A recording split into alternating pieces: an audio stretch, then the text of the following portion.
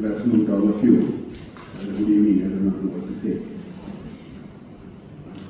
Let me first thank my good friend Ashish for having invited me here.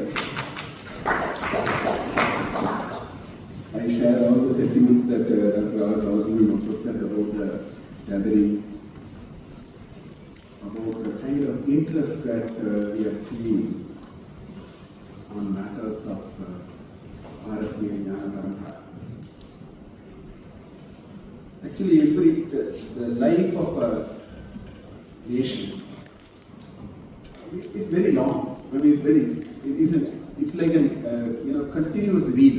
Imagine as though there is a continuous reel and there is a slider which keeps moving. The reel is continuous. So today the slider is somewhere here in which we are all there. That's the kind of thing. So I think this slider is going to move to better things that are going to happen. About a month back, I had to address a group of 35 participants. And this is a program in IIM Bengaluru, 5 universities in the world get together and run a program. 2 weeks in 5 different locations. One of the 2 weeks happens to be in IIM Bengaluru. And we had 35 participants, one Indian, the remaining 34 are from some 19 nations. We are the CEO made of the program, and I was asked to talk about Indian knowledge system. So, before we started, I wanted to share this. Before we started, I told them, I'll give you 3 minutes, just 3 minutes. All that I want you to do is just jot 3 bullets which you call it as global knowledge. They come from different countries. So, I think they are quite risky sort of noting down. I did not go to all the other because the next one would have gone with the others. I randomly went a few tables, asked them to read. So one gentleman said, in 1981 we did this, that is our knowledge system. Somebody said in 1844 we did this, that is our knowledge system and all that. So I precisely wanted that.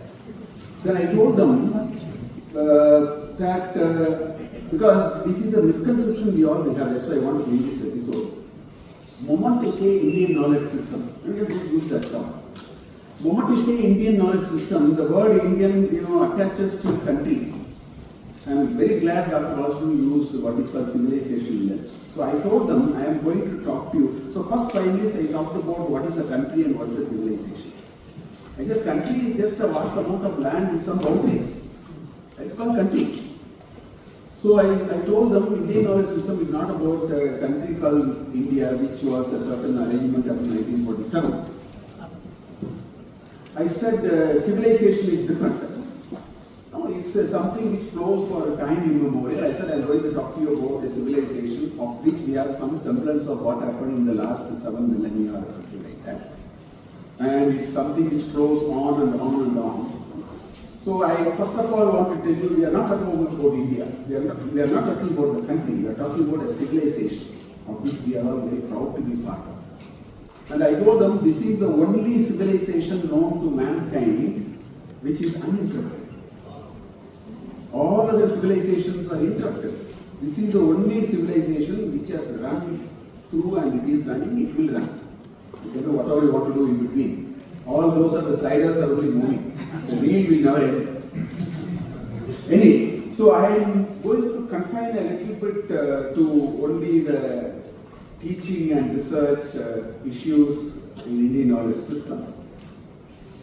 I'm not going to talk about Indian knowledge, all that we have done, so we don't have to really do all that.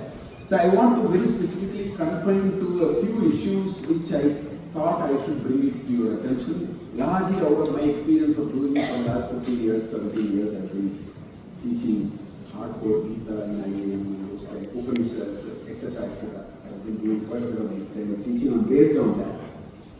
I want to leave some thoughts with you. And all these, because I know that a lot of academics here, I want to leave this thought with you for your contemplation. First thing is, I want to tell you that doing teaching, research, etc. today is upstream to me. I don't want you to have a second letter. Today's परिस्थिति. Adhyatana Prasthityaha Vishaya Aham Vadanasmi. This is the situation today. I want you to very clearly understand, you don't have to have second opinion. As things stand today, it is upstream swimming. I want you to be very clear about it. And what does it mean? It has several meanings. First of all, however good your work is, you will not get published. It's not possible, as Dr. Vasanam was saying. In fact, within a month or two, we will actually announce there are initiatives for a journal on IKS.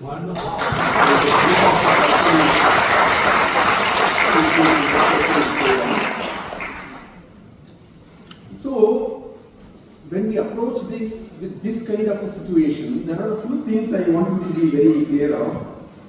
We have to take special care to articulate why do we need it. You can't assume any of this as given.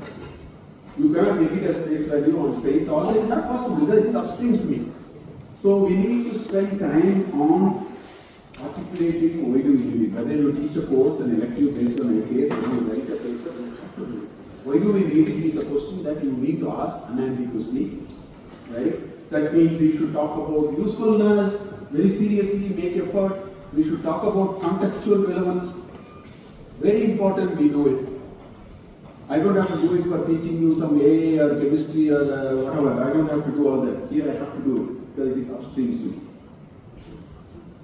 And the second part of it is, what do we do with it? Because your students will either ask, your referees will either ask directly or they will implicitly ask and make their judgment. We have to be very prepared for it. You don't have to wait for it. Shankaracharya's Bhashya, if you read, his greatest strength is what is called Purva-Paksha. In his Bhashya, he writes all questions possible and answers finished. There is only full stop, there is no comma after that. Because he makes an argument and then writes 20 Purva-Pakshas of it and then gives answers to all of them. You must read Bhashya, Shankara Bhashya to understand that skill. It's very important. Right? I see a pale remembrance of that in SEC filing that I read. That inventory will not happen, this will happen, that will happen. They will write as our competitors will come with an alternative technology, this will evaporate. That is a minor version of Purva-Paksha. We have to do a strong Purva-Paksha. We have to learn. This country has a strong culture and a tradition of Purva-Paksha. We have to do it for our courses, don't take it like, or for our research paper. So, what do we do with it? I can tell you, I have written it in the first chapter of my book also. The next 100 years is all about knowledge society. And in this country, it is a great disaster that to say that turmeric can be used for wound healing. Dr. Mashekar has to put 200 people for 5 years to find out your grandmother and my grandmother keep doing it all the time. Isn't it? Or the pesticide properties of neem. We are using I2O methods. We don't know what is inside. So at least for so we have to, if you tell it, our youngsters, today the youngsters they pop up immediately. So we need to make efforts to say, what do we do with it? Fight IPO battles better. It's a low-hanging fruit. And we will just heavily use of them. Because we don't even know what we have and then that's not art anyway. So therefore we will use all IPO battles. So at least for that we need IKS. So we can bring this kind of use cases, people get serious. Whether you teach a course, whether you write a couple paper. So I think we have to think about those kinds of things. And it's upstream swimming simply because it has total discontinuity with what we are doing now. People try to do this adjacency business. Please don't do it with IKS. It's a clean slate. It brings its own challenges. But we have to do it only that way. You can't say, I am a very good teacher of mathematics, I am a very good teacher of psychology, therefore I improve something from here and add a little bit, shade it with a little bit. It doesn't work like that. It is altogether a different thing. I teach operations management, and when I teach capacity, I suddenly bring Draupadi being dragged into the port by Dushasana and then Vastraparana, and then I discuss capacity concepts from there. My students are actually thrilled when they do it. I all the time do it. So my lectures, I have freely mixed our scriptures. In a way, they seem to be enjoying it and it makes sense also. So we can't, we have to really take an approach in which we are able to show to them. So all these, so I wanted to first understand IKS as things stand today, 15 years later it will become much easier. We have to develop skills of upstream swimming. Don't underestimate it. Otherwise we keep on having these conferences, we will not go too far. We have to bite the bullet and then make efforts on that, which will not be taught us. Out of our interest we have to get it. Coming to teaching, the question that we need to very seriously ask is what to teach in IKS. And I found some problems in that. So I think certainly we are in a situation where we need to provide a good overview of IKS in whatever LPU, whatever foundational course you teach. You must provide a good overview of IKS topic because we are hugely misinformed. Nobody knows that Indians were extraordinarily good in what is called pan-diagonal magic square. A pan-diagonal magic square is one in which all rows add to the same, all columns add to the same, all diagonals add to the same, and if you think the matrix to be a cylinder, not a sheet, then there are any number of diagonals because the 3 number here, the 4th number will be on that side. That also is the same addition, adds to the same number. People thought it's a complex problem, so Narayana Pandita in 1499 gave a solution called Turaka Gati and he said 383 solutions are possible. Till 1920, Europeans said only 8 solutions are possible. In 1929, somebody said 383 is possible. Don't even, and it has a lot of management applications by the way. My students ask me when I teach it, what is the use of it? So I tell them you have 4 ingredients, it's a 4x4 matrix. You have 4 possible ingredients. You can mix it in 4 possible ways, which may be people committed to a job or a skill which has to be put somewhere. 4 different skills. How many ways you can deploy them? Pan-diagonal magic square will give you an answer for it. 383 solutions are available. I am just giving an example. So we need to really give them a flair of so many beautiful, I tell people in textile, in our Brihat Samhita, in Brihat Samhita, there is a model of human eye. 5 models for male and 5 models for female. What I mean by that? Ratio of this to this, ratio of head to ratio of the upper portion to the lower, 5 different models. Our iconography is so strikingly beautiful because they all go only to that. That's the reference. Even in our Vastu Shastra, they go only that. Now I am telling all our ready-made fellows must read it first. It looks like there are only 5 possible ways you will get human geometry. So like this, there are 1,000 things. I am just sprinkling a few. So I think we have to very quickly give them, generate an interest. That this, we are not talking some fancy stuff. We are talking very applicable-oriented, application-oriented things and so on. Okay? Then we should identify, I would say, 4 or 5 very dominant themes, because a good course is all about creating some good dominant themes and get deeper into it. There's no point in serving masala for all the 35-45 sessions and then that's all okay.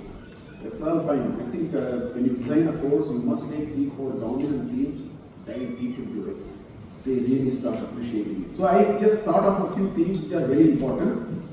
I would say Indian knowledge or our entire thing can hugely add to what is the most vexing problem of this world now, psychology, stress, mind management. We have beautiful ideas which we need to. The shortest of the Upanishad, which is the Mandukya Upanishad with just 12 mantras, is the highest grade psychology known to be. It's so deep. Just to give you a sense of what it is and so on. Sustainability is a big issue. Our Vedic corpus is rich in sustainability. We have to make effort to read and bring it. Okay? Public administration management, Arthashastra, when I read it for the first time for writing a chapter on the book, I was stunned with the 6,500 mantras that I did. I was just blown off. It took a month and a half to just read it with, Shama Shastri's work and then R.P. Kangle and fabulous. It's fantastic material to actually teach public administration and management and so on. Health, wellness is another big topic, very sensible topic, very sensible ideas. In fact, the definition of swasthya you should see. Swasmin karmani, swasmin sthane, sthiyate iti swastin. You have to behave like yourself. That's the problem with people today. Swasmin karmani, swasmin sthane, sthiyate iti swastin. You be yourself. We are all trying to be something else. That's what you have learned from the Western knowledge. You have to be like this, you have to be like that, and then you have to get into problems. I jokingly say people get 7 digits salary and spend 6 digits in the hospital. What digit is remaining? Which one digit I don't know. If you are saying to the doctor here, what I'm trying to say is health, wellness is a very big thing. Our Ashtanga Katya and these Trimurtis of things, if you read, good ideas we can teach. Logic and argumentation. Our legal fraternity must be taught. Logic and argumentation. We have very rudimentary, robust understanding of how we establish knowledge. If you take Nyaya Shastra, the first sutra is there are only 16 ways by which you can actually get a knowledge. Pramana, Prameya, Vitanda, all those, Jalpa, all those are 17. And the entire Nyaya Shastra is only explaining it further. Very robust things are there. Because if it is engineering, I find very interesting things on metallurgy and so on. Very interesting. This country has great legacy in metallurgy. Not only Indians were very good in zinc, they were good in mixing 5 metals and then making it. I don't know how to make rasam or sambar. Salt and chili powder, so katam. Everything is gone. They put 5 metals and then make panchaloha. Idols. Astonishing. Our steel is just big thing. Damascus blades are made of wood, steel, and I am just giving examples. So we can choose themes depending upon whether it's engineering school or a management school or all that we can do. Very interesting topics we have to invest. People will actually understand the value of it. Another effort we must make, and this is how they connect very well when you teach IKS. This is my personal experience. We topics and integrate them with cultural practices and daily life. The connection becomes very strong. In fact, in my class in IIT Bangalore, I teach them Panchanga, how to calculate Panchanga. My students are astonished because they were all along thinking Panchanga is not Purohit. Then they realized, oh, this is a very beautiful science. A Tithi is nothing but an angular separation between sun and moon, 12 degrees per day. So now they calculate and say, oh, this is the angular separation is now 47 point, etc., etc. Today is Chaturthi. Because up to 40 it is 4 into 12 now. So a lot of things make sense to them. Please use this opportunity to also connect them to the beautiful practices that we have. Magic square is another example. Because I am told in Madhya Pradesh, in some villages and so on, they just draw the magic square on the wall. Because the magic sum of 70 means marriage will happen, magic sum of 9. There are some practices, but they had the algorithm just like that. They connected the culture to mathematics. This country is full of that. We have to take those lenses. I mean, actually, it will be very interesting to teach IKS, tell you, rather than teaching, accounting or all that stuff. It's very interesting. Because you connect it to employees, operations or whatever. Because, we can connect to the reality, we can connect to see a lot of meaning in what we do. This will actually very good. So this is about what to teach. Then I come to how to teach. This is the most important thing of all the things. I have always believed that you can use the most modern multimedia tools to teach the most ancient subjects. Like Bhagavad Gita, I usually actually, I wish there's a way I can teach Bhagavad Gita in my course, what I teach in IIM Bengaluru, available everywhere, which is, unfortunately, there is a certain niyama which we are doing. Every day I will show a TED video or a unique video. For example, there is a Kshetra Kshetrajna Vibhaga Yoga, chapter 13. I just showed a 7-minute video. One military man is just run over by a truck and he is paralyzed chest down. In 7 minutes he talks about it. And then he almost wants to commit suicide, etc., etc. And then he finds somebody even worse than him and he comes to the hospital and so on. When he changes, he is a professional racer, bike racer. And he ends by saying there's a little person inside every one of us. We know how to hear the voice. I show that video and I have 20-minute discussion. I bring Panchakosha, I bring Kshetra, Kshetrajna, everything is done. For every topic I can find a video. You can find a video better than me. What I am trying to make, today the world is very rich with media. Don't use traditional methods of teaching. I teach Upanishad like that. Trigunas I teach only with Microsoft Color Palette. In 15 minutes, all ideas of Triguna will come out of it. I just use Color Palette and then put 3 tables finished. There is a law of Guna dominance, Shloka 9 in chapter 14. Sattva, Sattva is overtaken by Rajas and Tamas, etc. etc. It's a 9th shloka that will come in that table. So I am urging you, don't think if you are using some 5,000-year-old material, you have no help from today's material. You have full help from today's material. I promise you that. My IKS course, I also run an IKS course in IIM Bengaluru, in which every day there is a video. And beautiful discussion goes on. You can do it. So the first rule. Use a lot of expert. This is the only area where, particularly IKS is the only area where you have hundreds of videos from experts. You can just use them. Very beautifully you can use. Rajaveda will come and just say why Moon had 27 wives and why Rohini was so fond of, Moon was so fond of Rohini. Then he talked about the entire astronomical concept in it. It will open up a new dimension of IKS. I want to tell you this, IKS is exactly like cartoon TV. Let me explain what it is. If you see cartoon TV, which fortunately we won't see, the kids will see, the first question you need to ask is, how can a cockroach drive a scooter? Right? That's a very logical question now. How can Tom and Jerry sit on a dining table and have a conversation? The child never asked that question. The child is consuming something which is synthesized out of that. The child is not logical. The moment too much logic gets into your head, your knowledge acquisition comes down. It is contrary to Western thinking. IKS is not about logic. IKS is Sukshma, Buddha. If you know how to look at that way. For example, I use a shloka in Bhagavad Gita to teach Walrusian equilibrium. You know what shloka I use?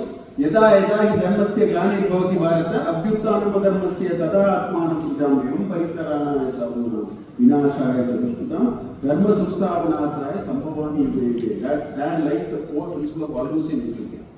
The avatar of Pusha is what? If tomato prices go 100 rupees, 200 rupees per kg, what will happen? There is the avatar of Pusha called a government servant who will come and fix it. To me, those shlokas are very profound actually. I spent about half an hour discussing a lot of economic concepts and always including the shloka. Like that. We need to make our homework to bring on that. I think we must not teach IKS related courses the way we teach any other courses. A substantive component of this teaching must be encouraging students to explore. As I speak, there is so much of IKS around you. I give one shining example. When I was writing the book, I was writing a chapter on number systems, India's contribution and so on. So there was the time when my father passed away, I had to go every month to Chennai from Bangalore to do the monthly karma. As I near Kanchipuram on the highway, there used to be a board of a very famous Vaishnava temple, Tirupokuri. So one of the Divya Kshetras. I see it passed through any number of times. Next time when I go, I was stunned. You know why? Because there was a German who has written a paper who has looked at the walls of Tirupokuri. And he says in 7th century how Indians have used actually radians. Not only linear measurement but also radians. All that is carved on the granite walls of the temple, and German has written a paper. That's why I'm saying, as you speak, I don't know how much of IKS is there in the 2 kilometer radius. Let your students explore. You have to take a different approach. They will get connected so beautifully with IKS and so on. So that's another thing. There's a greater emphasis on field work. Building. They will very quickly connect and they become much bigger ambassadors than what you can even attempt in your own way by our own research and our own reading and so on. You have to take a slightly different approach. So evaluation, all that must keep changing. I would conclude by only saying some pitfalls and cautions. Again, I have seen it. Some of that Dr. Valsarjan alluded to, so I will only restate it in a slightly different way. First of all, I want to make this very clear. Ignorant teaching is more damaging than no teaching. It's the first ground rule. Because unfortunately, a lot of people do it. I think it's not a good idea. Because today's students, in about 3 sessions, they become wiser than me. Actually. That's the reality. Because they dig deep into the media and all that and they get to know what is happening. So ignorant teaching is worse than no teaching. So my favorite example is do not teach anesthesia when you are actually a management course. That's not a good idea. Or do not teach introduction to metallurgy when you are a professor of psychology.